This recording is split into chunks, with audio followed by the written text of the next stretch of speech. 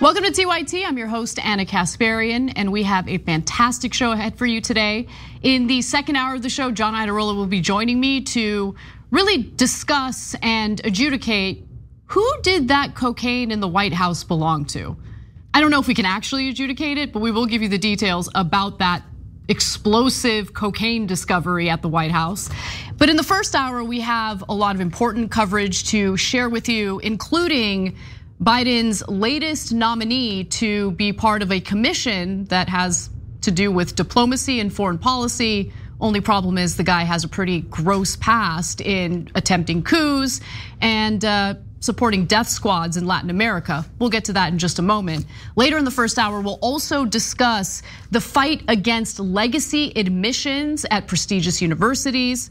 And we'll also talk about the latest possible child labor violation in Wisconsin, where a literal teenager died as a result of possible workplace injuries. So we'll get to all of that in just a moment. But as always, just want to encourage you guys to like and share the stream if you're watching us live. You can also become a member and support us that way by going to tyt.com/join or click on that join button if you're watching us live. Without further ado, let's get to Biden's latest terrible nomination. President Joe Biden has decided to nominate Elliott Abrams, a man with a horrific past in Latin America, to his advisory commission on public diplomacy. And diplomacy is not the type of word I would use to describe what Abrams stands for. In fact, nominating a guy who literally backed death squads and who most recently acted as Trump's special envoy to Iran and Venezuela kind of runs counter to diplomacy, no? He directed the failed coup attempts to oust Venezuelan President Nicolas Maduro. And as we all know, US relations with Iran devolved significantly during his tenure with the Trump administration. Trump escalated tensions and paved the way for Iran to develop nuclear weapons after he tore up the Iran nuclear deal.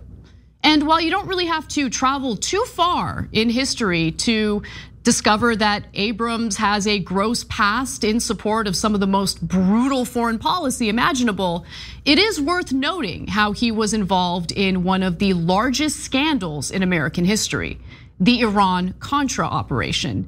He even pleaded guilty for the crimes he committed.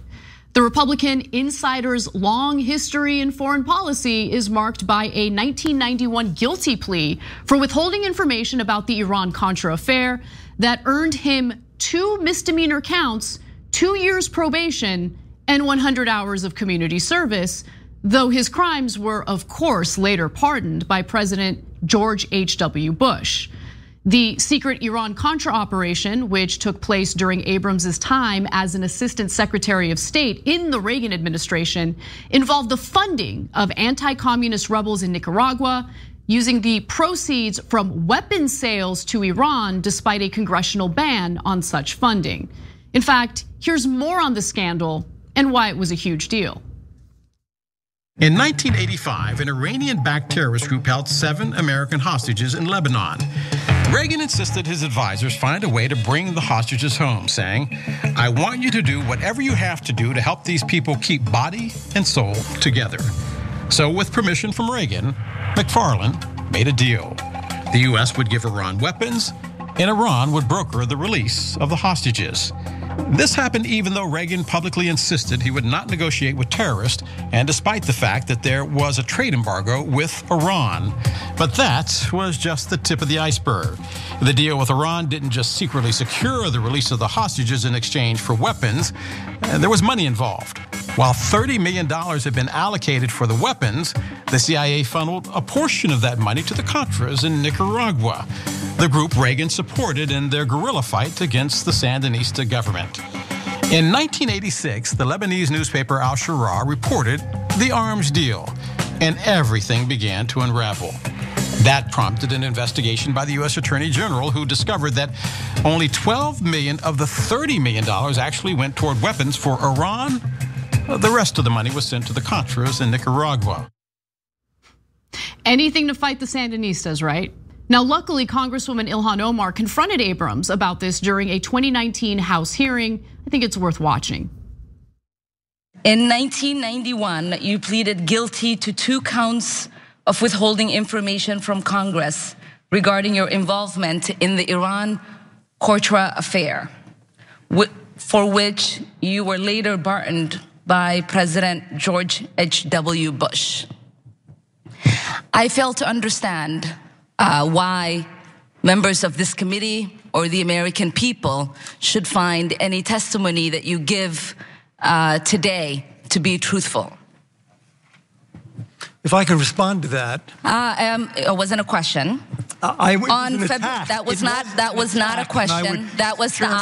I reserve the right to my time. It is not right. That was not a question. Committee can attack on February 8th, who is not permitted to reply. I mean, he was free to respond to her, but tough statements by Ilhan Omar are pretty difficult to answer to, especially when you're in the wrong.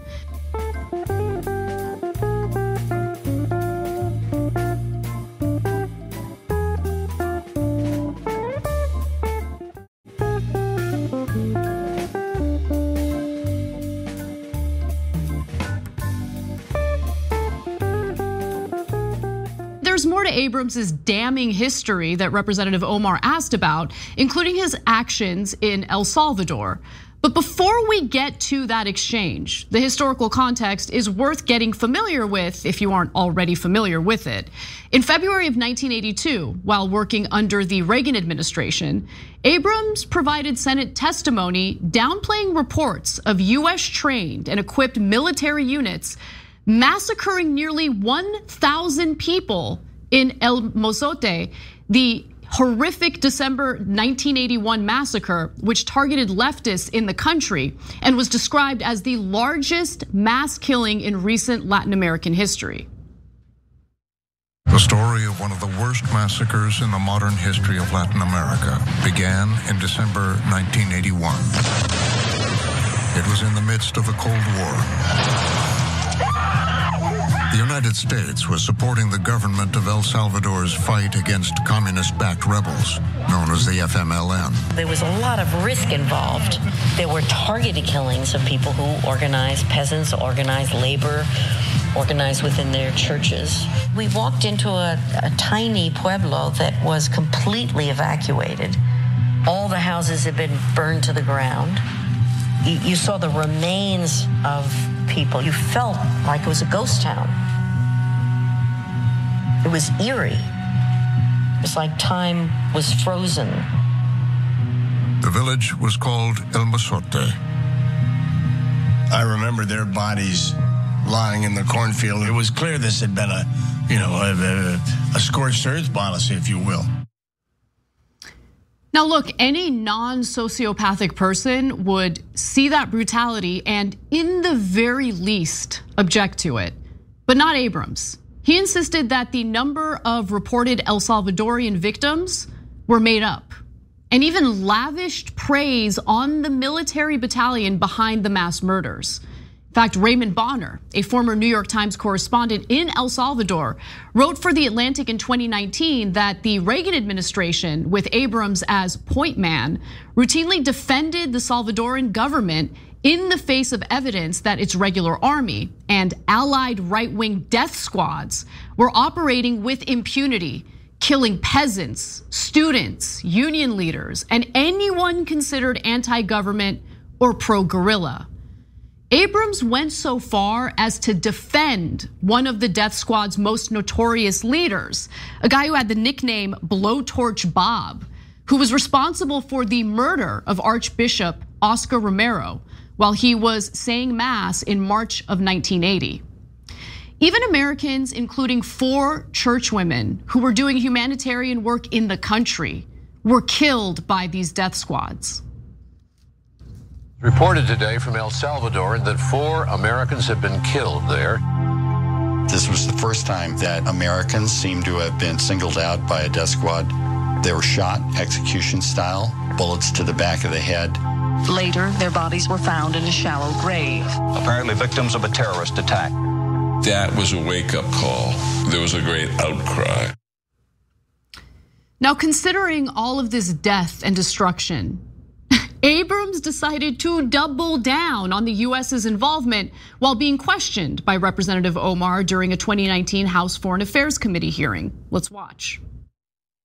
On February 8th, 1982, you testified before the Senate Foreign Relations Committee about US policy in El Salvador. In that hearing, you dismissed as communist propaganda report about the massacre of El Mozote, in which more than 800 civilians, including children as young as 2 years old, were brutally murdered by US-trained troops. During that massacre, some of those troops bragged about raping a 12-year-old girl before they killed them. Girls before they killed them. You later said that the US policy in El Salvador was a fabulous achievement. Yes or no, do you still think so? From the day that President Duarte was elected in a free election to this day, El Salvador has been a democracy. That's a fabulous achievement. The instability in El Salvador and the individuals seeking asylum here in this country from El Salvador would say otherwise. Now, following the unspeakable brutality Abrams was part of and continues to be an apologist for in El Salvador, he went on to become the senior director of the National Security Council. Later, he served as the deputy assistant to the president and deputy national security advisor under George W. Bush, which makes a lot of sense when you think about it. Now, currently, Abrams works as a senior fellow for Middle Eastern Studies at the Council on Foreign Relations. Isn't it just incredible how these death-hungry lowlives move up the political ladder, even when they've committed crimes and have pleaded guilty to it? I mean, forget Corn Pop. Abrams was a bad dude, and he runs with a bunch of bad boys. So why would Biden nominate him? What does this say about Biden? The president can only appoint 4 out of the 7 members of the Bipartisan Advisory Commission on Public Diplomacy. So why waste a nomination on someone as toxic as Abrams?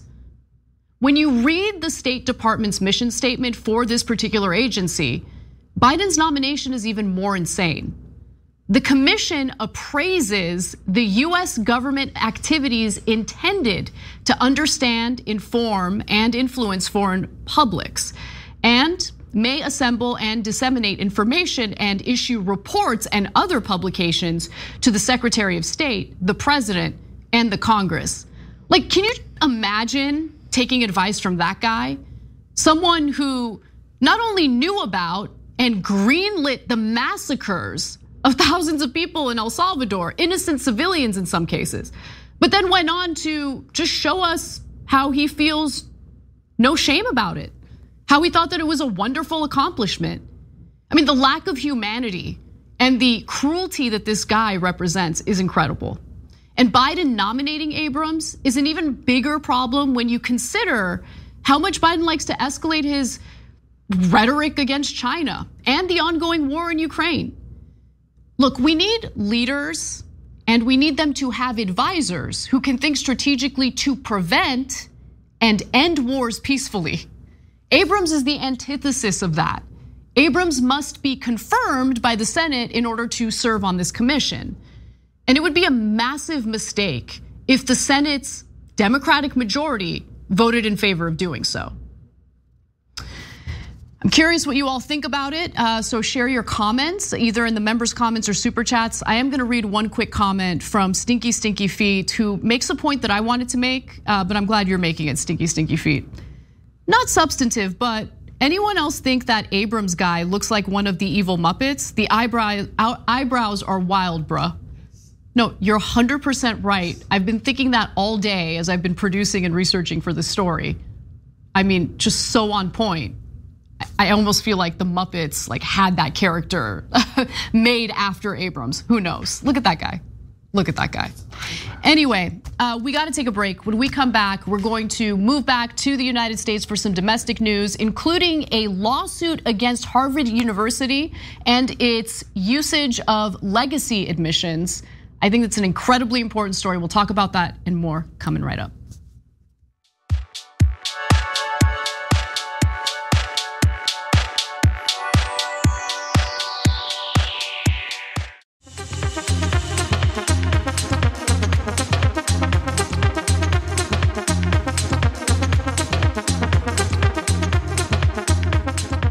Welcome back to the show. I'm your host, Anna Kasparian. Let's talk a little bit about legacy admissions and what some are doing to put an end to them. A new lawsuit against Harvard University is taking aim at legacy admissions, what's also been dubbed affirmative action for the rich. Now, 3 minority advocacy groups are accusing the school of discrimination by giving preferential treatment to the children of wealthy donors and alumni, who of course are overwhelmingly rich and also overwhelmingly white. And they're citing the recent US Supreme Court ruling against affirmative action to bolster their lawsuit. The lawsuit, filed by the Lawyers for Civil Rights Group on behalf of the Chica Project, the African Community Economic Development of New England, and the Greater Boston Latino Network, alleges the students who receive that preferential treatment are overwhelmingly white and make up as much as 15% of admitted students. Now, Lawyers for Civil Rights said in a news release that this preferential treatment has nothing to do with an applicant's merit. Instead, it is an unfair and unearned benefit that is conferred solely based on the family that the applicant is born into. This custom, pattern, and practice is exclusatory and discriminatory. It severely disadvantages and harms applicants of color. Now, of course, the lawsuit comes right after the Supreme Court handed down a decision deeming affirmative action unconstitutional in college admissions, ruling that schools can no longer take race into consideration as a specific basis for accepting a candidate. The lawsuit cited that ruling and quoted the Supreme Court's majority, which said college admissions are zero-sum and a benefit provided to some applicants, but not to others, necessarily advantages the former at the expense of the latter. Now, the plaintiffs allege that a portion of the white students admitted to the school because of donor and legacy preferences would not be admitted otherwise, which would increase admissions opportunities for applicants of color. The numbers suggest that they're right, so let's get into those numbers. The records revealed that 70% of Harvard's donor-related and legacy applicants are white, and it's blatantly obvious from admissions data that the children of alumni and donors are way more likely to be accepted. They found that for the class of 2026, just under 2,000 applicants gained admission out of an applicant pool of more than 61,000. But look at that admission rate. 3.24% is minuscule. But it's very, very different if you are related to someone who has donated to Harvard or if you have a parent or relative who went. For donors, those applicants were 7 times more likely to be admitted with an admissions rate of 42%. If you have a parent or relative who went to Harvard, you were 6 times more likely than an ordinary student to be admitted for an acceptance rate of 33%. 6 to 7 times more likely to be admitted. And we're not talking about small differences around the edges. There's a clear advantage to these legacy families who tend to be wealthy and white. So what actions do these organizations suing Harvard want the government to take? Well, in their lawsuit, the plaintiffs have called on the US Department of Education to, among other things, investigate Harvard's use of donor and legacy preferences and the resulting unjustified disparate impact, and ensure that moving forward, applicants have no way to identify a familial relationship in the admissions process. Ivan Espinoza Madrigal is the executive director of Lawyers for Civil Rights and is one of the attorneys representing the plaintiffs. He says, quote, why are we rewarding children for privileges and advantages occurred by prior generations? Your family's last name and the size of your bank account are not a measure of merit and should have no bearing on the college admissions process. And look, let's be clear. Legacy admissions are absolutely not only a problem at Harvard. Okay, there are other schools that are using this, although the exact number of schools that use legacy preferences is unknown. But a survey by Inside Higher Ed in 2018 found that 42% of private schools, including most of the nation's elite institutions and 6% of public schools, used the strategy. An Associated Press survey of the nation's most selective colleges last year found that legacy students in the freshman class ranged from 4% to 23%. At 4 schools, Notre Dame, USC, Cornell, and Dartmouth, legacy students outnumbered Black students. So why do elite schools do this? I mean, I think it's pretty obvious. It's about the money. Supporters of the policy say it builds an alumni community and encourages donations. A 2022 study of an undisclosed college in the Northeast found that legacy students were more likely to make donations, but at a cost to diversity. The vast majority were white. Unlike these school leaders, the public is overwhelmingly against legacy admissions. In fact, a poll released last year by the Pew Research Center found that an increasing share of the public, a whopping 75%, believe that legacy preferences should not be a factor in who was admitted to college. And look, I think it's pretty easy to understand why the majority of Americans feel that way. I mean, first of all, if you're gonna say that college admissions are merit-based, legacy admissions really do fly in the face of that. And when education is sold to the American public as the great equalizer, how can you make that argument when you are giving preferential treatment to children who come from wealthy families or applicants who come from wealthy families? I mean, it's so brazenly obvious that all they're trying to do is increase the likelihood of future donations. But will anything actually be done about this? Probably not, but Biden is pretending like there will be some action. So look, the Office for Civil Rights of the Education Department, which would review the complaint, may already be gearing up to investigate. In a statement after the Supreme Court decision, President Biden said he would ask the department to examine practices like legacy admissions and other systems that expand privilege instead of opportunities. And look, we all know that Biden really loves to study the issues until we forget about the issues. So don't let him forget about it. I think this is something that we should continue pushing the Biden administration on, and I'm very happy to see that this lawsuit is moving forward.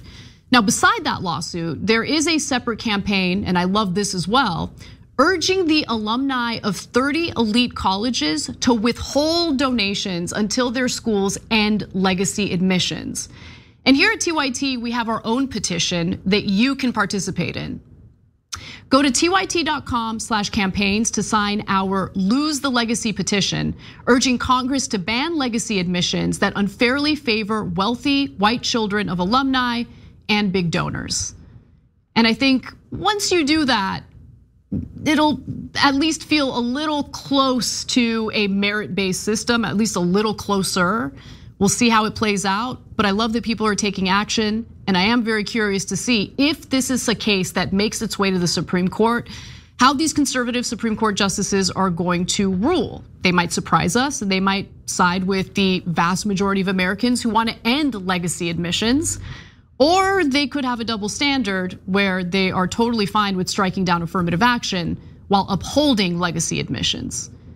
If they do that, I think any faith in a merit-based system would be destroyed. We'll see.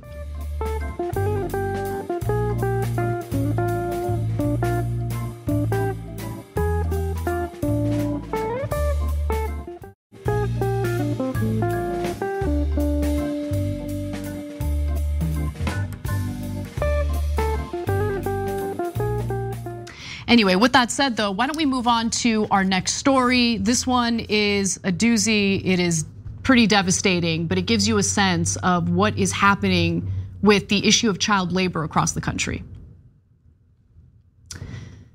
Last weekend, a teenager in Wisconsin died in an accident at a sawmill.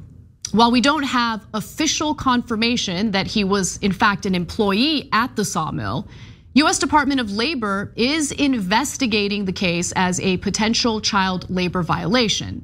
Now, what we do know is that the teenager was much too young to even legally enter that sawmill, let alone work in it.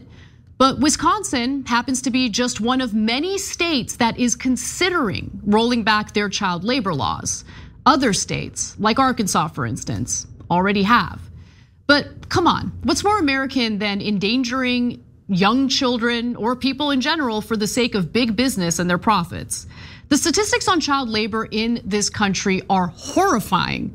But before we get into those numbers, we have to get into the details regarding the tragedy that occurred in Wisconsin. So last Thursday, the Florence County Sheriff's Office received a call about an unresponsive 16-year-old at the Florence Hardwood Logging Company. He was sent to a hospital, but tragically and unfortunately passed away from his injuries on Saturday. A GoFundMe post set up for the family said the rural community in Florence is in absolute shock. Now, the GoFundMe states that the teenager, whose name was Michael Scholes, was in fact working at Florence Hardwood. This deeply sad incident never should have happened. Wisconsin law not only forbids children from working at a sawmill, but according to Wisconsin Public Radio, kids under the age of 18 aren't even allowed to enter a sawmill building. The Occupational Safety and Health Administration, also known as OSHA, is now investigating the incident, and they've made a referral to the US Department of Labor's Wage and Hour Division for possible child labor violations. But look, this is far from the only child labor violation in the state of Wisconsin. I mean, if we were to take a step back and look at child labor violations across the country, the statistics would be even worse. But for the sake of this story, let's focus on Wisconsin. So Wisconsin state officials say child labor complaints more than quadrupled from 2018 to 2022. The Wisconsin Department of Workforce Development's Equal Rights Division received 18 minor employment complaints in 2018 and 86 complaints last year. And that's according to Jennifer Sereno, who's the department's communications director. Now, those numbers are similar to what we've seen on a national level. The US Labor Department states that from 2018 to 2022, cases of children being illegally employed have risen by a whopping 69%. So what is Wisconsin? What are the lawmakers there doing about this crisis? Well, their state politicians are working hard to further loosen child labor laws. 14-year-olds in Wisconsin could serve alcohol to seated customers in bars and restaurants under a bill circulated for co-sponsors on May 1st by a pair of Republican state lawmakers. In Wisconsin, you have to be 18 to serve alcohol to sitting customers, but that bill would lower the age to 14. So you'd have 14-year-olds serving alcohol to adults. I don't know, I just feel like that might not be a good idea. However, that bill would not change the age at which workers are allowed to serve alcohol at a bar. So there is a small caveat there. Now, if the proposal passes, Wisconsin would have the lowest age limit for workers allowed to serve alcohol, according to the National Institute on Alcohol Abuse and Alcoholism. And the bill sponsors said their idea creates a simple solution to the state's workforce shortage problems in the food and beverage industry. Rather than actually addressing why there's a shortage in that industry in the state of Wisconsin, maybe due to low wages, poor working conditions, they've just decided to loosen the laws to allow literal 14-year-olds to serve alcohol. Great. And yeah, the bill isn't a massive change to Wisconsin labor law, but it's unlikely that it will be, and it's unlikely that it'll be passed, because the Democratic governor, Tony Evers, would need to sign it. And his spokesperson publicly mocked the bill after it was unveiled.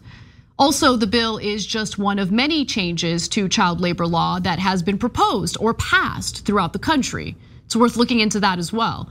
So in the past 2 years, at least 14 states have introduced bills to erode child labor standards.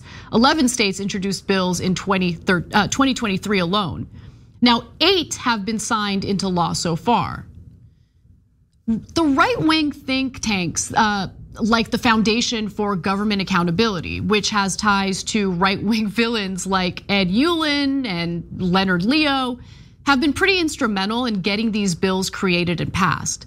Thanks to the efforts of the ultra-wealthy, our country has been completely taken over by the backwards ideology that corporate profits are more important than human life.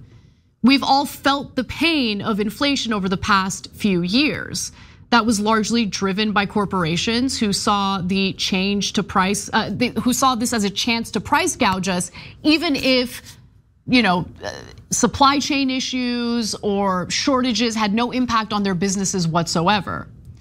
Now, corporations have decided that the well-being of literal children is less important than the chance to make more money this quarter than they did last quarter. But we can fight back against these attacks on ourselves and our kids. This year in Virginia, for instance, a group of teenagers mobilized against a bill that would have slashed the state's minimum wage by $3 an hour for any workers under the age of 18. So let's pause for a second. That's the other thing I really want to highlight here.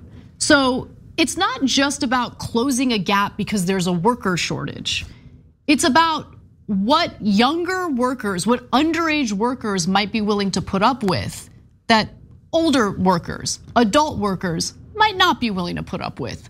Lower wages, poor working conditions. It's real easy to take advantage of people who are underage. And that is something that we should be deeply concerned about as dozens of states move to loosen their child labor laws. Now, thanks to their efforts, the proposed bill never made it to the House floor for a vote. The right wing is highly mobilized and effective at getting their agenda passed, but their efforts are driven by a tiny group of rich and powerful people. The left needs to remember that we have the people on our side. And when we learn how to fight together for the sake of all of our common interests, we can win. And I would venture to say that's something that we should all keep in mind as we move forward with various issues. Do we engage in ridiculous infighting that disempowers any movement that we're trying to push?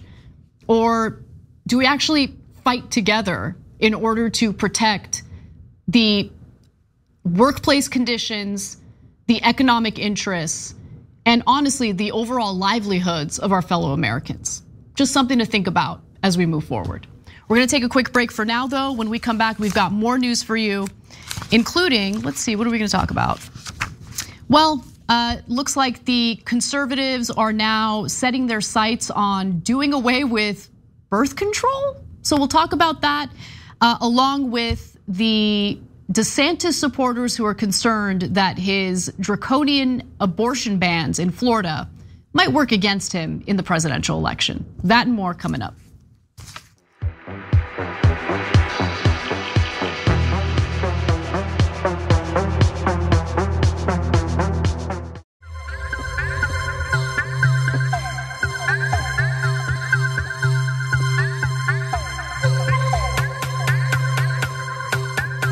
Welcome back to the show. Just want to read a quick comment from our member section. Purple Pegasus 2531 says, hey Anna and TYT, retired bartender here. A bar is absolutely no place for a 14-year-old, and this is coming from someone who started waiting tables at 17. Absolutely not. This isn't the 50s WTF. I totally agree with you. I mean, just think about what some adults are like as they are drinking. I would prefer 14-year-olds to not be around them when that happens. Anyway, let's move forward. We've got more news for you, including a story about, well, female DeSantis supporters who are very concerned that maybe he's going a little too far in the culture wars. I have greater concerns about the 6-week abortion ban. Tell me about that. I think if he made it clear that he's a states' rights person and that he's not looking to kind of pass a national law in this regard, I would be less concerned. The woman you just heard from is part of a group of Ron DeSantis supporting mothers who loved his COVID policies and plan to back him in his presidential bid. But these women have concerns about his draconian views on abortion and reproductive rights. And they should be worried. Following the Supreme Court's reversal of Roe v. Wade, DeSantis signed a law banning abortions past 6 weeks. This is, of course, effectively an abortion ban since most women don't even know they're pregnant before or at 6 weeks gestation. The assault on reproductive rights is so extreme that the supporters CNN spoke to are worried about what it means for his campaign. Not everyone in their Twitter orbit agrees on his tactics, but these three do think Florida's new 6-week abortion ban is bad. I think that's dangerous. That's something that I cannot get behind, and I don't think that's going to bode well for his presidential campaign. I think that might be a real impediment to bringing in moderate women. Look, I don't know if these women are at all thinking about how, anti-abortion policies hurt women in Florida and across the country. But electorally speaking, these ladies aren't wrong to point to a major red flag for DeSantis. Several polls have revealed the unpopularity of abortion bans, especially ones as extreme as the bill DeSantis signed in Florida. According to a PBS NewsHour, NPR, and Marist poll just last April, 61% of US adults say they support abortion rights, marking a 6 percentage point increase since June of 2022. Those who say they mostly support abortion rights include 84% of Democrats and, more importantly, 62% of independents. At the same time, 37% of Americans overall oppose abortion rights.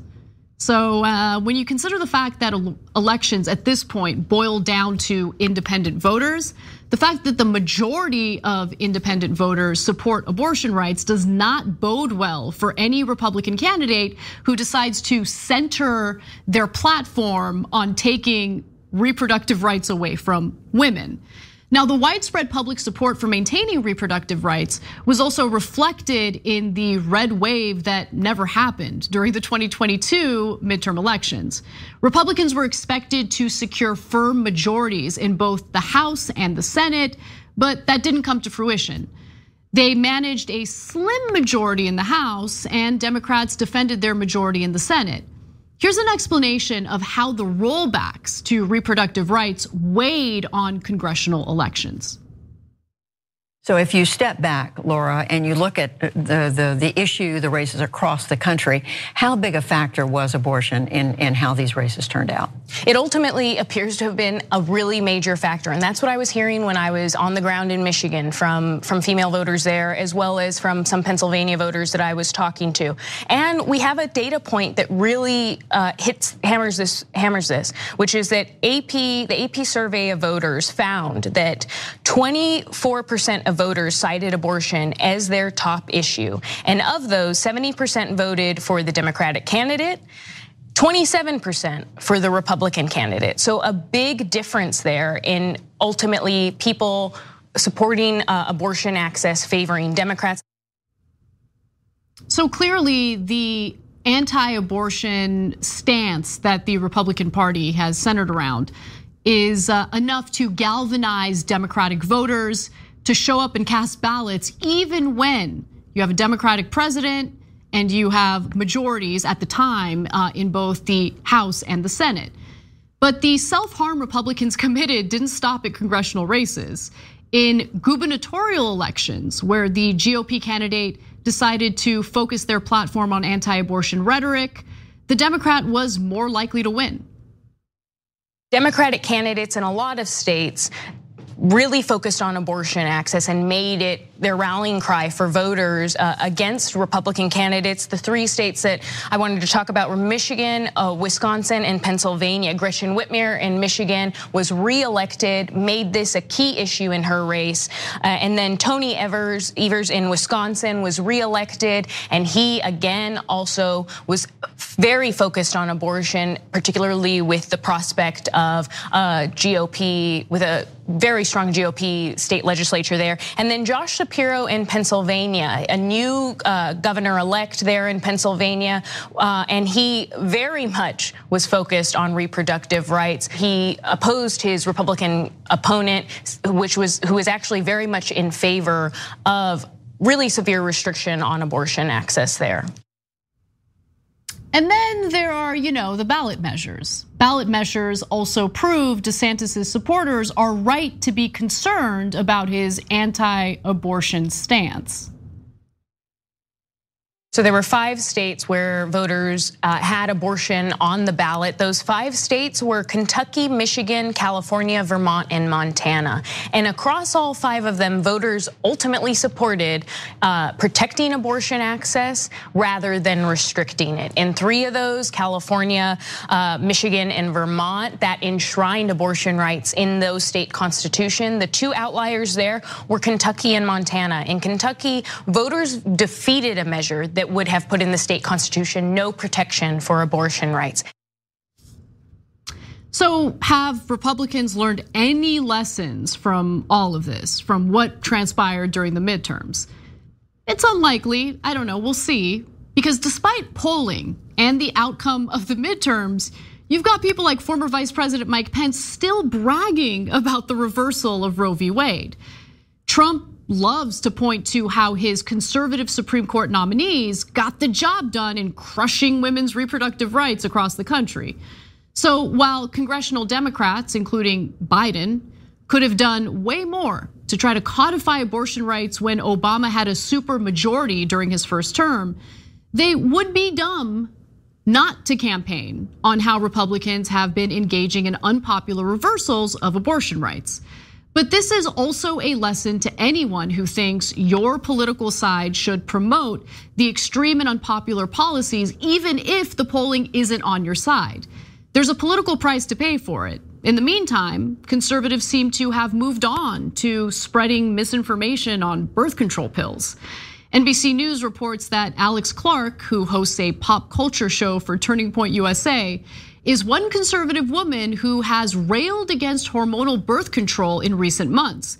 Clark said her mission is to get young women off this pill.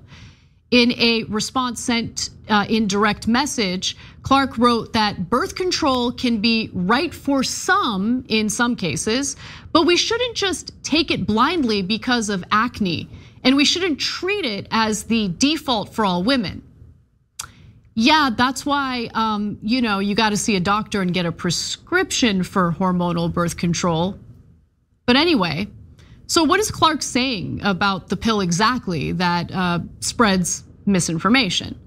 Well, many videos point to a 2018 study that found an association between taking hormonal birth control and suicide attempts and suicide in women in Denmark. But researchers and physicians who have cited the study have urged patients not to stop using hormonal birth control.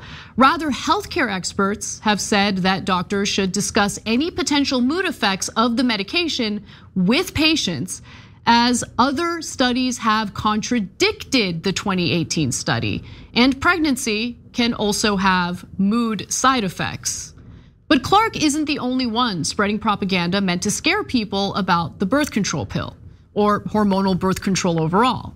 There's Ashley St. Clair, who has more than 675,000 Twitter followers. She tweeted, quote, "Did you know the birth control pill increases risk of suicide and suicidal ideations?" Can we stop fear-mongering about suicide to make your political point? I'd really appreciate that, thanks. Now in June, Elon Musk liked one of her anti-birth control tweets, making matters worse for women who wish to make decisions about their own bodies without government interference. The social media trend of attacking birth control has also coincided with legal and legislative efforts targeting birth control access, most notably emergency contraceptives. In response to the Supreme Court's ruling that revoked the constitutional right to an abortion, Justice Clarence Thomas wrote that the court, quote, should reconsider other decisions, including those codifying the right to contraceptive access. The conservative influencers claim that basically they're claiming that other birth control measures could be used. That's what they're promoting. One that Peter Thiel apparently has some business interests in happens to be one of them. So several of the female conservative influencers write for and share articles from Evie Magazine, which is a media company whose founder also created a cycle tracking startup called 28 by Evie. Conservative billionaire tech titan Peter Thiel has invested in the startup and more recently in fertility companies targeting international markets. And during her interview, St. Clair also suggested that women should be taught to track their cycles as an alternative to medication birth control. I would say that she should allow women to make decisions about birth control themselves by consulting with doctors, by getting a prescription. And look, just to steelman the argument, it is true that some hormonal birth control has serious side effects for some women. In fact, not to get too personal, but I experienced it. I know what it's like to take hormonal birth control that leads to suicidal ideation. But as soon as you experience it, you talk to your doctor, you get off the birth control pill and you look for other options. That is a personal decision, an intimate decision that should be made between a woman and her doctor. It isn't a decision that should be made on behalf of women by either the government or conservative influencers on Turning Point USA. It's really important to protect healthcare for women. And yes, that includes healthcare for reproductive rights, healthcare when it comes to various forms of birth control. Chipping away at that not only is incredibly unpopular for the Republican Party, even though they continue pursuing it, but it's incredibly cruel to push for big government policies that honestly interfere way too much with the health care that women need. Now, with that said, we're gonna take a brief break. When we come back, we've got more news for you. John Iadarola will be joining me. And at some point in the show, we will lighten things up and there will be discussion of that cocaína, as some people like to say. That and more coming up next.